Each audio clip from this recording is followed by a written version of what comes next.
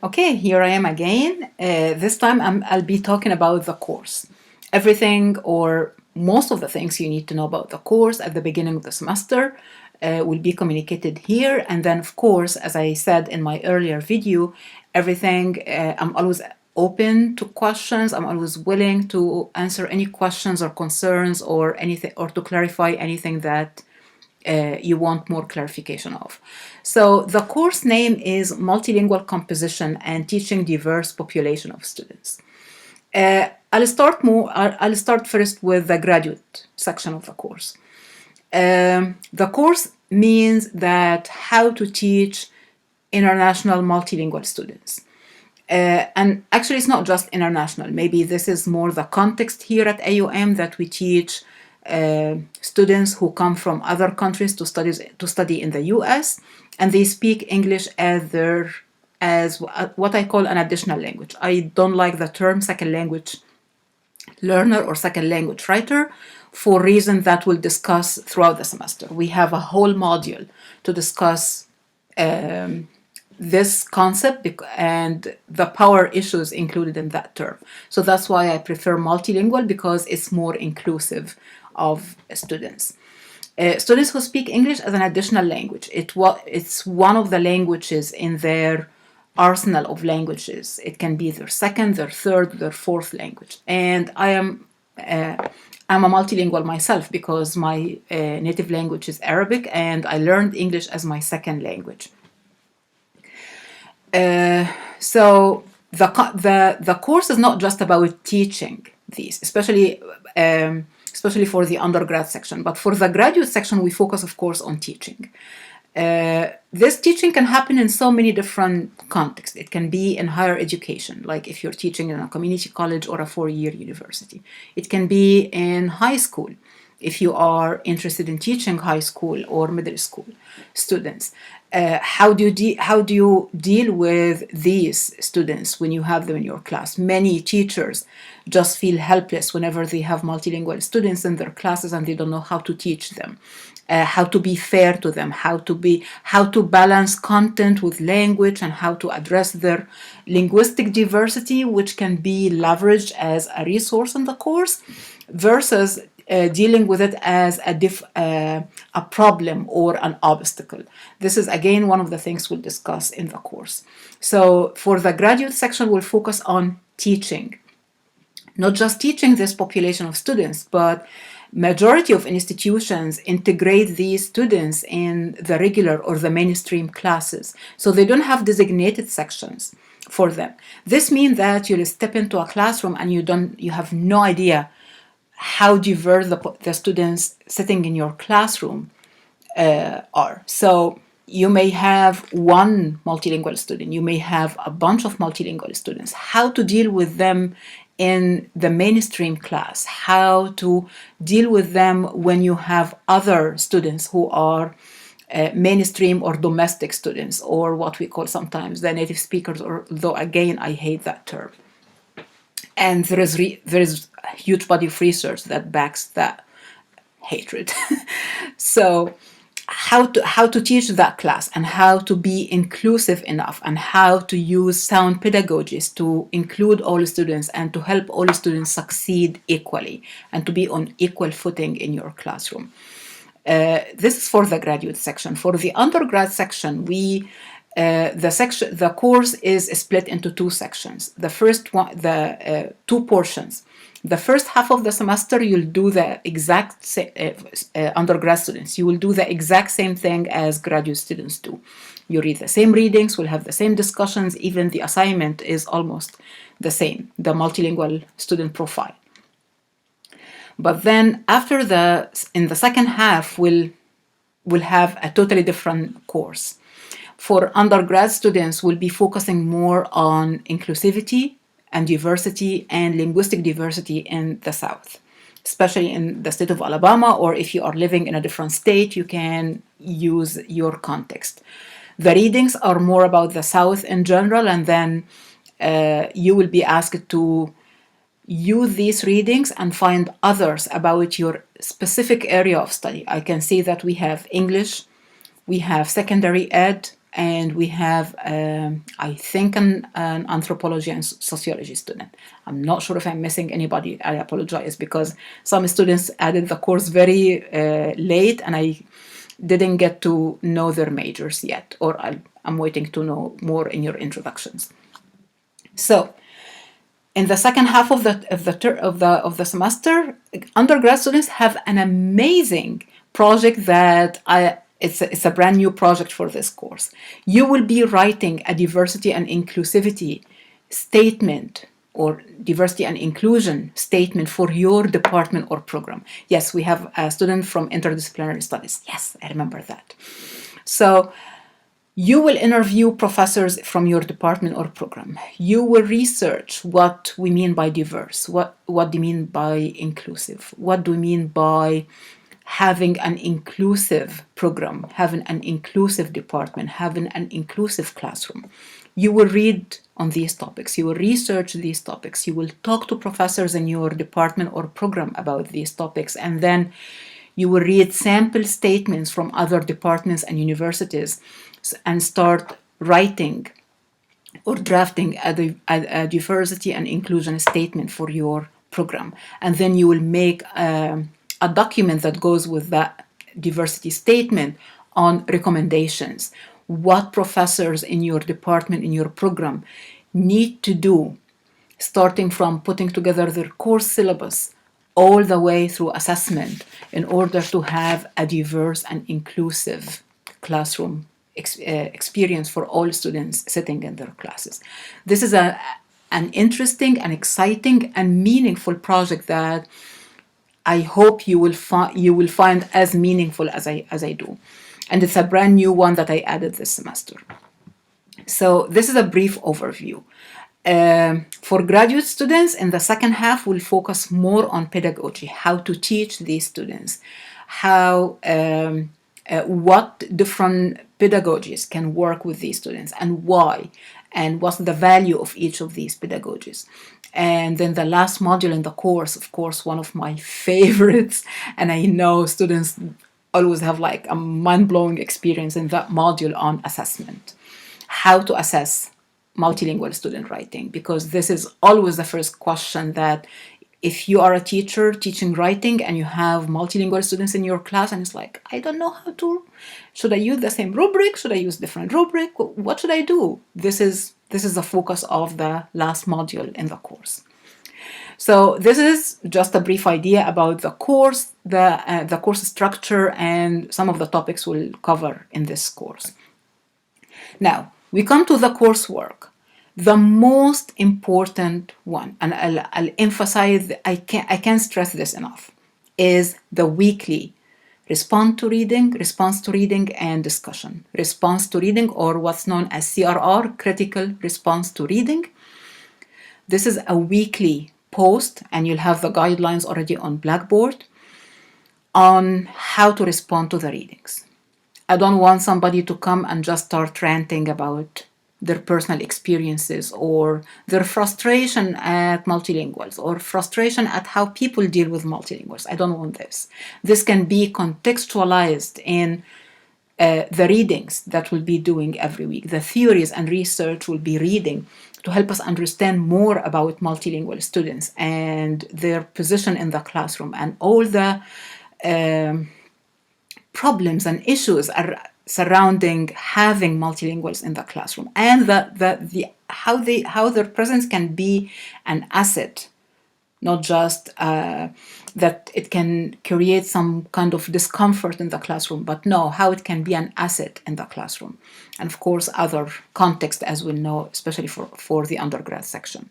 So the weekly discussion is essential.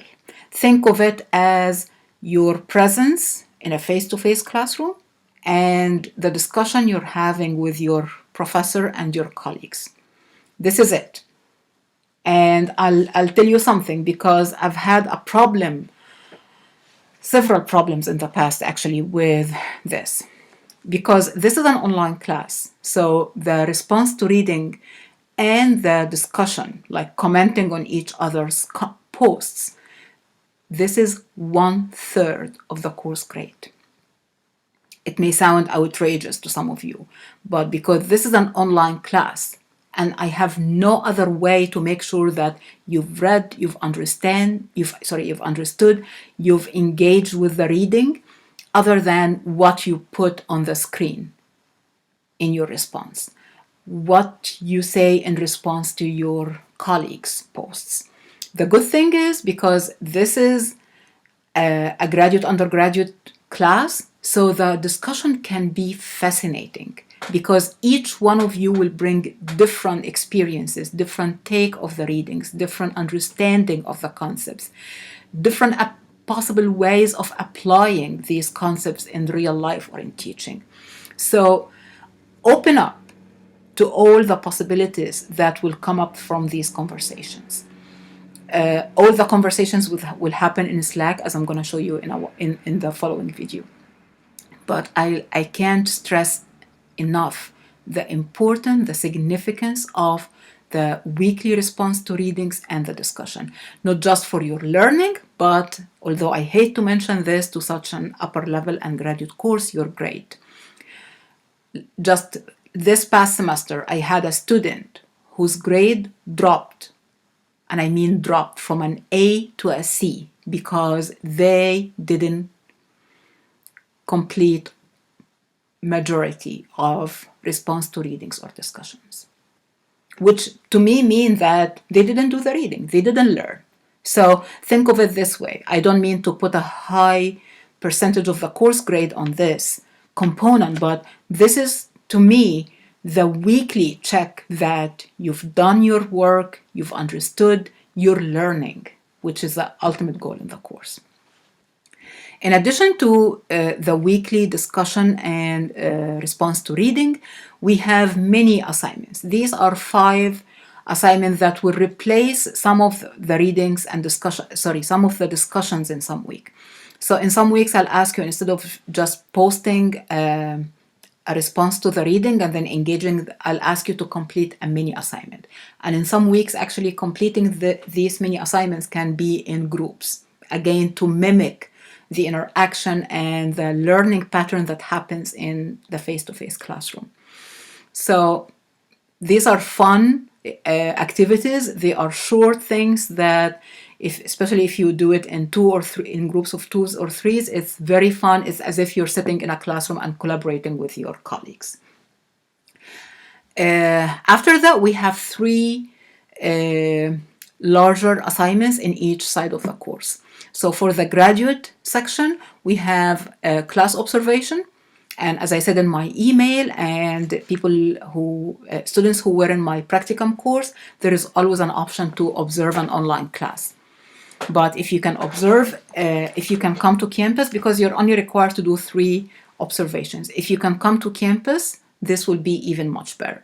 I won't have more details about that until the second week of the semester, until after classes have settled down. And I contacted the instructors who may have multilingual students in their classes. The class observation, this is mostly to focus on the pedagogy. So you read about pedagogy, you'll discuss pedagogy here in the course, and then you'll go to the classroom and see how that actually happens in the classroom. And how the selection of pedagogy in a writing course can affect the multilingual students sitting in these classes. The second one is multilingual student profile. Actually, the multilingual student profile is the first one, but it's just listed in the course requirements as the second one. Again, the purpose is, and this project is common between the 2 sections of the course. The purpose of that one is to help us understand multilingual students deeper than what we just hear and the stereotypes that we always hear from either people in the community or people in school. It's like, oh, he's a multilingual, so this means X, Y, and Z. So this will bring you face to face with a multilingual writer or student. And through interviewing that person and looking at the writing, you'll be able to make more informed conclusions about multilinguals and to start seeing whether the literature has covered all that or there is still much room in the literature to learn more about multilinguals. The last project, and this, although in the course syllabus it says professional development workshop, I'm adding an option for people who may not be interested in that option, or people who may not be teaching anytime soon, so that option doesn't make much sense to them. So I'm adding a review essay component or an option to that project. It will be in the assignment sheet. By the time I started thinking about it, I had already created the infographic, so it was hard for me to go back and revise that, okay? These are the course projects. For undergrads, you will do the multilingual profile as well. You will do a concept paper on any topic that interests you during the semester, and you'll do the diversity and inclusion statement and list of recommendations, and it will have a paper component plus the statement itself. So these are the major course requirements for both sections. Details about late work and grace period and deadlines and everything are either in the course syllabus. Deadlines are all in the assignment sheets, and you can check out the assignment sheets of the first two projects on Blackboard.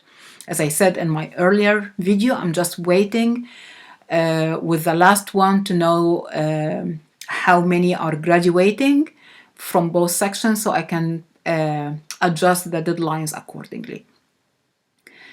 We'll have multiple options to do things differently. If you have a more creative idea on how to complete one of these projects, I'll be happy to talk to you about that. As I always say in my classes, unleash your creativity in my course. I don't want just a traditional essay. No, if you want to do something different, I'll be the one who encourages you to do things differently. Talk to me about expectations. Talk to me about deadlines. If you have anything that doesn't allow you to submit work on time, please talk to me. This is an upper level graduate course, so I don't expect the same problems I see in first year comp classes or in core courses.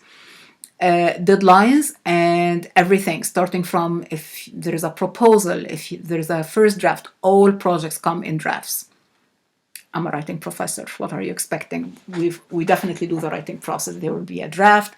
I'll give you feedback. You'll do peer review, so you can have multiple perspectives on your paper, and then you will revise and then submit the final draft. All the due dates are already in the assignment sheet. And I expect upper level, like junior, senior students and graduate students, to stay on top of things.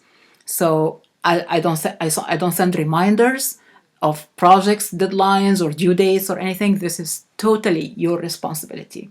You are all grown-ups. You are all responsible. Some of you are graduating this semester. Yay!